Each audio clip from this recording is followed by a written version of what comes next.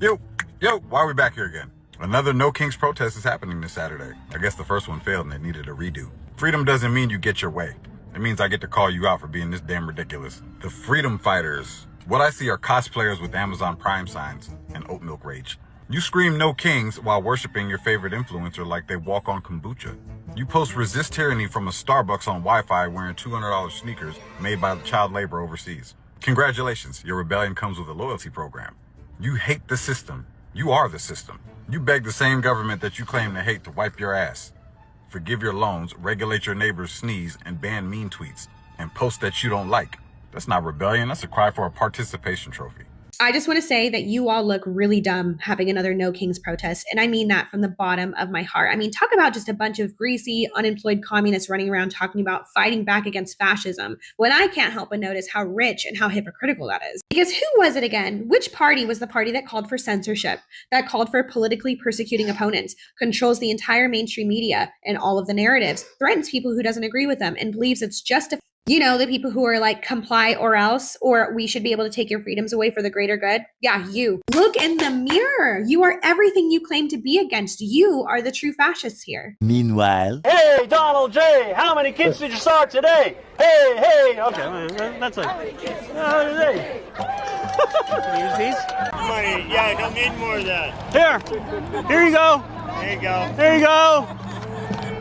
Come on, Donald, take it. Take it, Donald, take On it. the feedback, Donald. Take it, Donald. It's for you.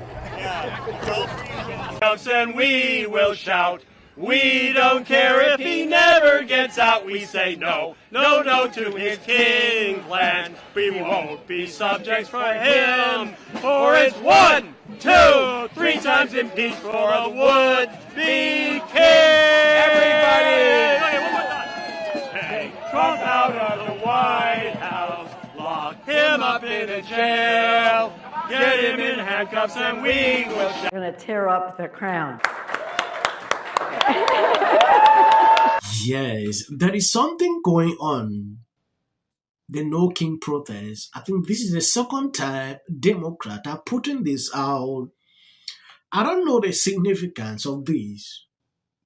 They have been doing this every single time they decided to coordinate this again. Trump respond to this whole thing is hilarious. He has deviated the attention to just a single video. They were struggling to cover this. The mainstream media was doing the coverage, reporting, talking about it. Just a single tweet, an AI clip, pull off the stone. Democrats are devastated. Trump posted a video. On that clip, he is on an helicopter and pouring down, I don't know if that was mud or physics. Democrat can't even stop. The meltdown is everywhere on social media. At a certain point, I had to laugh all through because Trump understands how these people operate. Now, for them to focus in covering this topic, they are now talking something different. That single video. So you tell me. Ladies and gentlemen, brothers and sisters, friends, my name is Mehdi Hassan. I am a journalist. I am everything Donald Trump loves. I am the Trump trifecta. I'm also a bit of a socialist. But shh, don't tell Stephen Miller. He alarms quite quickly. Hello, DC! My name is Jay Brown, and I'm with the Human Rights Campaign, the nation's largest LGBT rights organization in the country. And I'm here today as a proud trans American. I'm here to say this is my country, too. We didn't know anybody trans, we didn't even know the word. But they gave us the love and the support that we needed to thrive, and now I'm a dad with an amazing family of my own. And I gotta tell you, that's what freedom looks like. The freedom to live and to be and to raise our families as we see fit. But this president, he has a darker vision for America. one where our families are told how to parent their children, where our doctors are forced to forego their oaths to do no harm, where they're cutting billions of dollars from HIV prevention and treatment. They're banning our books. They're firing teachers who use a student's nickname. And they're firing workers who put a pride flag on their desk. But we're all here because we believe in a better America. You know, it's like one is watching comedy. This rally was a massive flop. Like, this is the highest low energy rally I've seen in a long time. When I see them coming out to say ridiculous things like this, I really wonder. So the essence they organize this is to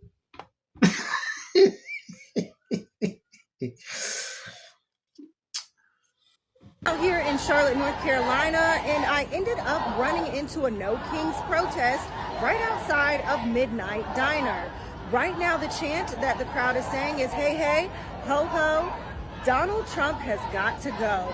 We accidentally ran into this protest, but here we are. We're trying to get out, friends, and the people are out here in droves. They are not playing. Hey, hey, ho, ho, Donald Trump has got to go. Take a look.